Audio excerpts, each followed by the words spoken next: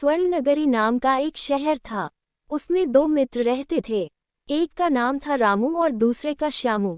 उन दोनों में इतनी गहरी मित्रता थी कि वे एक दूसरे के लिए कुछ भी करने को तैयार रहते थे।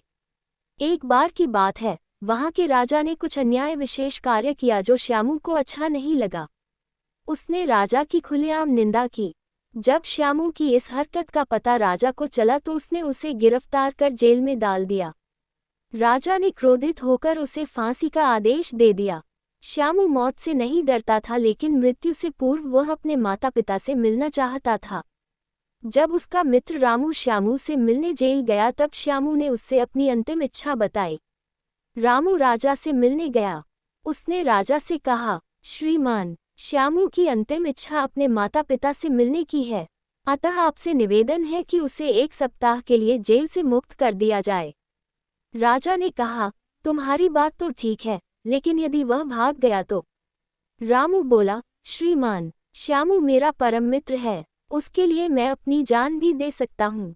जब तक वह जेल से बाहर रहेगा, मैं उसकी जगह जेल में रहूंगा।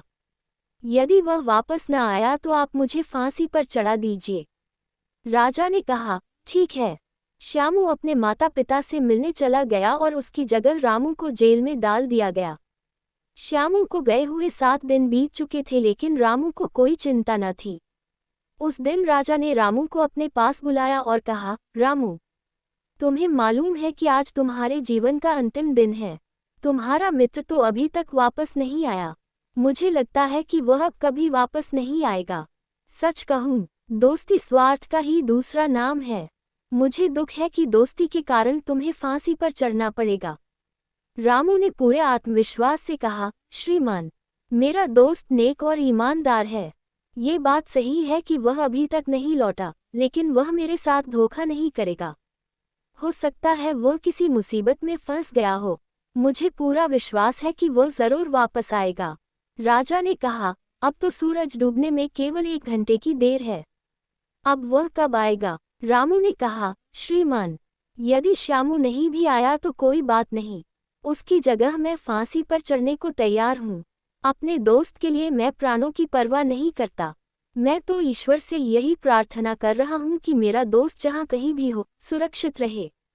अंतिम 1 घंटा भी बीत गया। जब श्यामू नहीं आया तो रामू को फांसी के तख्ते पर ले जाया गया। उसके गले में फांसी का फंदा लटका दिया गया। इतने में अचानक घोड़े के टापों की आवाज सुनाई दी। एक युवक सर पर घोड़ा दौड़ाता हुआ वहां आया। उसने दूर से आवाज दी, रुक जाओ। राजा और वहां खड़े नगरवासियों ने उस ओर देखा तो वह श्यामू था। वह तुरंत रामू के पास पहुंचा, घोड़े से उतरकर उससे गले मिला और बोला, मित्र, जब मैं अपने माता पिता से मिलकर लौट रहा था तब रास्ते में ही मेरा घोड़ा मर गया। दूसरे घोड़े की व्यवस्था करने में देर हो गई। मेरे प्यारे दोस्त, मैं तुम्हारा बहुत बहुत आभारी हूँ। फिर उसने जल्लाद से कहा, चलो, फांसी का फंदा रामू के गले से निकाल कर मेरे गले में डाल दो। रामू ने श्यामू से कहा, मेरे दोस्त, तुम क्यों वापस आ गए? तुम्हारे माता पिता को तुम्हारी ज़रूरत है। मेरा तो इस दुनिया में कोई नहीं है। मैं तो खुशी से फांसी के फंदे पर चढ़ने के लिए तैयार हूँ। मरकर मैं स्वर्ग में अपने माता पिता से मिलना चाहता हूँ। श्यामू और रामू एक दूसरे से गले मिले। उनकी आंखों में आंसू भर आए।